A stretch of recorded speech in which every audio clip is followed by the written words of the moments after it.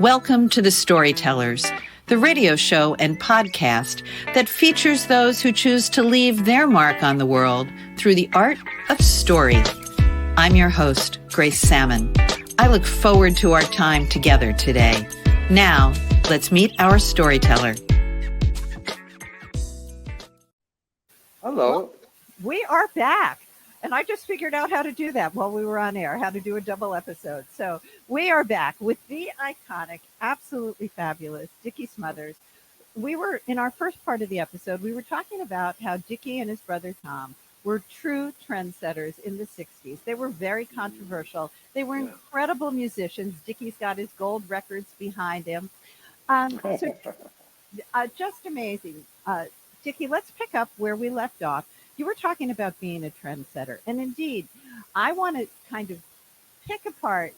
In the 60s, you talked about and poked fun at religion, sexuality, the war, so many hot topics that you and Tom actually paid the price and were fired for that. And you poked fun at censorship because you were being censored all along. Can you talk about that part of your journey? Oh, yeah.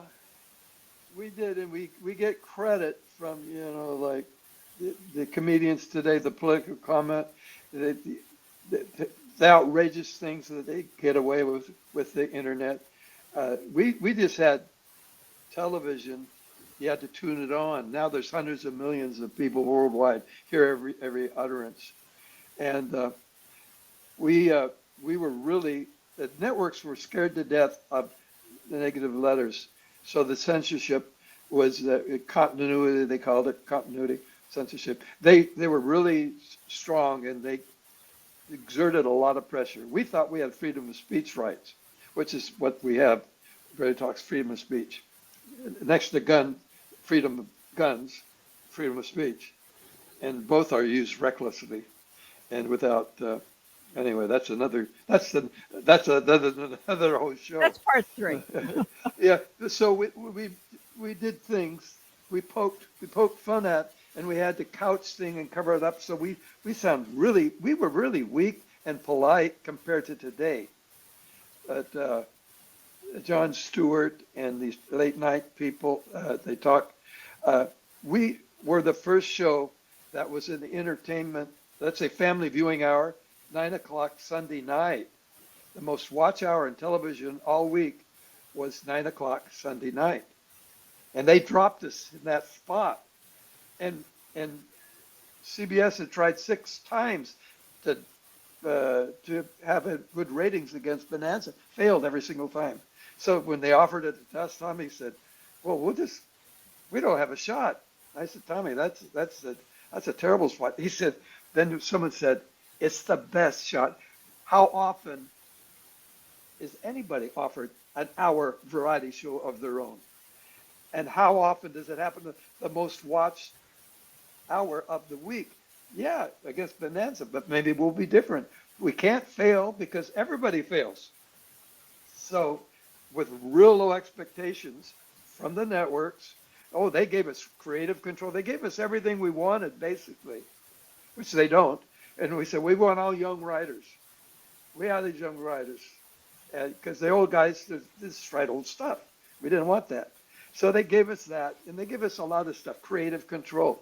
And as soon as it looked like it's going to be a big hit, they said, we don't mind you being controversial, but we want everybody to agree with you. I don't think those two things go together very well. Yeah. So that was the yin and yang. The networks, most people don't realize, they only owned about 6 stations that they were called the owned and operated, O&Os. The rest were affiliates. And nobody had to sign up for our show in their affiliate lineup if they didn't want it. In the Midwest, we had a lot of people who didn't take our show. And so I could understand their side of it, but they gave us rules to follow that weren't written down. It's like having a motor vehicle code. You get pulled over for a violation, and they said, you violated this law. They said, where is it written down that that's the law? Well, we don't write them down. We just tell you when you broke it. And so we didn't have any guidelines per se. And we were always respectful. The humor without you, Will Rogers, beloved early 20th century comedian. He said, never met a man I didn't like. And he had wonderful things. Well, political humor's the court jester. If he didn't please the king, if he did a little sarcastic, well, off with his head. Well, they didn't cut off our head because they didn't like it, but they made sure they created a situation where they would cause litigation and get us off the air. And we were picked up for our third year. Actually, the start it was funny. We had 2.5 years because we were mid-season for the third full season, and we were already picked up. And they claimed we didn't. They made us change the rules after we taped the show in Hollywood on Friday night. Someone had to they'd edit it, put it in a little bag in a box, and someone would fly it to New York to give it to New York so they could pre-screen for all the affiliates that were scared of our show, afraid of our show. My God. And so Tommy didn't like that. And somehow he had the tapes and they didn't show up. And then they couldn't find my brother for a while. He was in San Francisco scouting. We wanted to tape the show in San Francisco, like Jackie,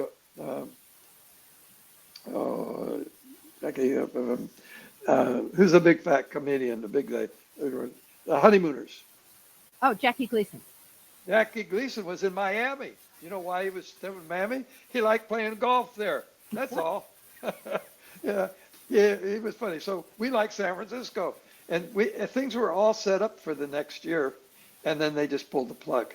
And things don't happen by accident. That was in some ways, yeah. We could have been moguls. We had so many. We had production things set up. We had the personnel.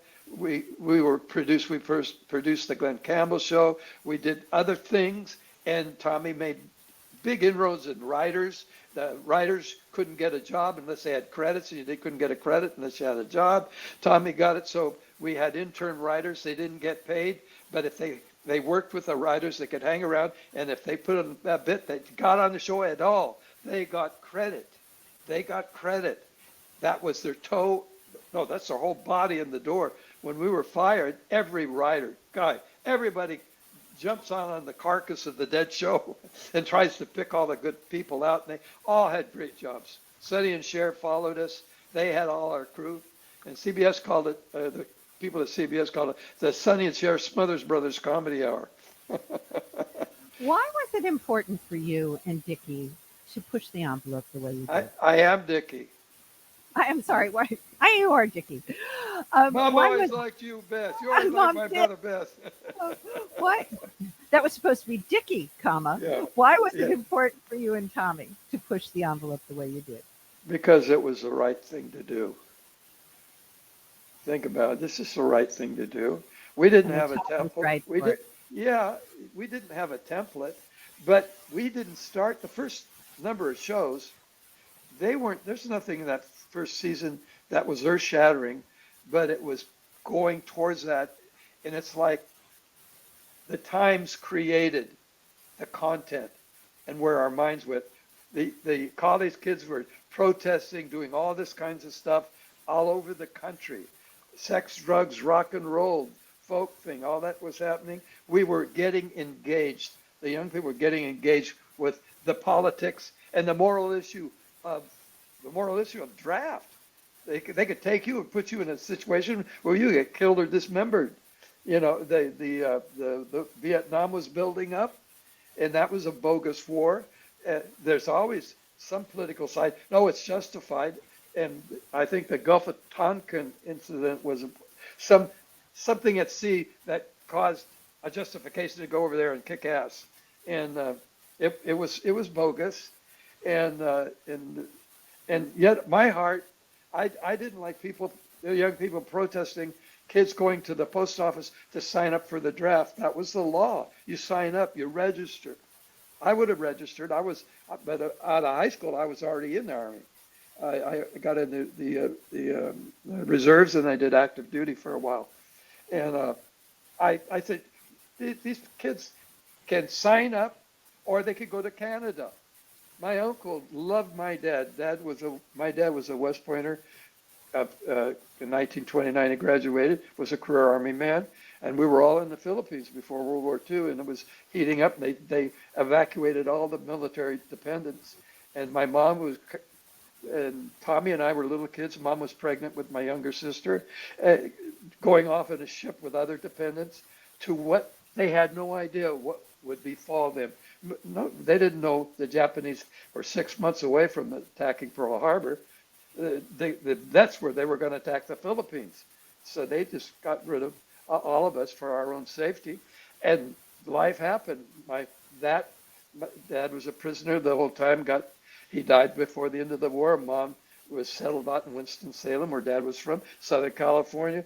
They worked in the defense plant, built P-38 planes with Grandpa, and Grandpa was, the tides and tide of things. And when they dropped us, we had the right sensitivity, maybe because of Dad and things like that. But it was the right thing for a young person to do, to question. And we attracted writers. We were more of the more was said on our show because we were attracted to what they had to say. So we gave them a place. David Steinberg, the religious sermonette, that he claimed he got us fired, but he didn't. He just liked to say that. And and then we were anti-smoking thing. We did, and tobacco was one of our sponsors. We just did things that young people could relate to. We weren't allowed to swear. Frigate. Tommy couldn't. So we did a thing with George Siegel, a skit on Mutiny on the Bounty, a musical, and Tommy would like to said a frog was croaking, and it sounded like ribbit, and Tommy liked to say frigate because almost it's an F word. How silly that is. So he did a whole thing built around, I'm captain of the frigate, I'd like to fight the frigate. I mean, we did silly things. And we also did stuff that had such meaning. David Fry did some of the greatest Nixon stuff. And, they didn't have a sense of humor much. Lyndon Johnson complained, he took over, and the war became his in Vietnam. He was having all the top guys socialized, president of CBS television network. Of course, he's going to sit down with the president and talk about the most talked about show they had. They said, the Smothers Brothers have 1 hour a week, and we spend more time trying to tell them what not to say than all the other shows combined. And President Johnson said, my daughter, I don't know, Lucy Bird or whoever she's called, really loves the show. But I wish they'd go easy on the war. There was a cartoon in Esquire with Tom and Dick in Congress, and the Speaker of the Congress was hammering on the lectern saying, let's have order while we get our advice from the Smothers Brothers.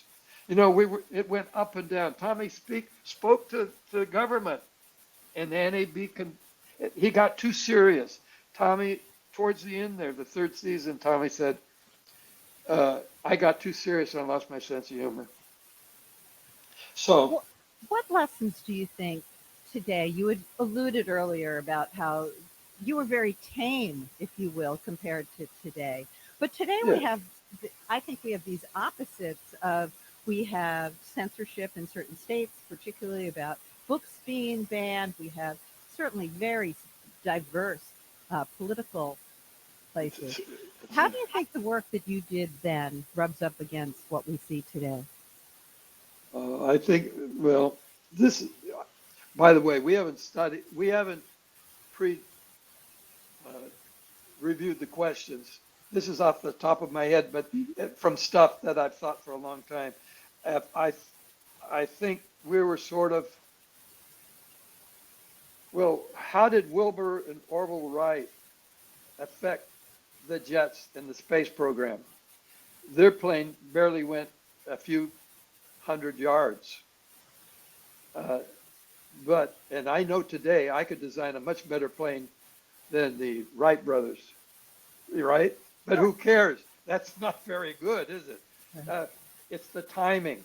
We opened the door, and then it took a while for technology to create what we have today. It is the genie is out of the bottle. We get credit for saying, and not 100% rightfully so, but maybe to some sort of an extent, of letting the things that were said at late night back then said with the broad audiences. And it wasn't sexual. It was none of that. It was content, the content of what's the right thing to say and do with your life. I met some really good people in the 12-step program, and I became, that changed my life 31 years ago. What did that first inkling that maybe I could use some help with my life and my direction and do the right thing? And it started slow, and now I can't believe I ever was a different person, and I can't believe looking at what we had now on all the social platforms, the media platforms, of how limited it was when we were the cutting edge. We were the cutting edge of television, but then we look back at, oh, poor radio. All they had radio. What did you do? And then go before radio, it was whistle stopping. If you were a political guy, you got on a train and you stopped in a town and hoped somebody show up to the caboose where you were preaching to, or some soapbox. And then before that, there were huge immense crowds. But it was difficult in those other days. Now today, for anybody to make it in the business, it's almost unfair for these guys dealing with nothing, just a platform of information, are billionaires. Billionaires should build tractors or cars or, something you could sit on and look at. It weighs a lot. It takes a lot of effort, But no, now you got an idea, boom, you're a billionaire. No, that's just a start. 100 billionaire. So thoughts are amazing. And what we did, which we didn't know, is what we're doing right now. We're saying things. They could be meaningless, but a few people are going to say, well, I was there, and that's interesting. And when we were at our peak, there's so many people say, they're just stupid. I mean, my God, I'm not going to look at them. You always get, now today, they just give you not likes. How many likes you get. Right. Well, I know when I did early AA meetings, they said, oh, I got a lot of nods. Well, you don't share your sobriety struggles for nods. You do it because it's the right thing, and you might help another struggling person. That could be a struggling person with their character. If you see someone who could give you, well, I thought, all those apostles that Jesus had on 12, some of them just wanted more sheep or more fish, or they were hungry. The riots and the demonstrations in the 60s, not everybody had a deep-seated, I'm doing the right thing. Most of them came for the party. So, but doing the right thing, you'll attract a lot of people that say right on, and other people want to ride on your back and fake it, and other people that say you're the devil incarnate, and you got to be strong enough to accept all those things. So I think by accident, there are no accidents. Somehow we did the right thing, and I'm so proud. Oh God, I tear up when I'm so proud of my brother. He did it. In his whole life, he was always the guy to jump in and try to get a bully off of a weaker person. He would jump in. He would campaign for presidential nominees when he knew they were gonna lose. He liked to get on the underdog side, and he did the right thing, and he taught me a lesson. Well, watching the love that you and Tommy shared, because I know you in later life, but watching that love continue,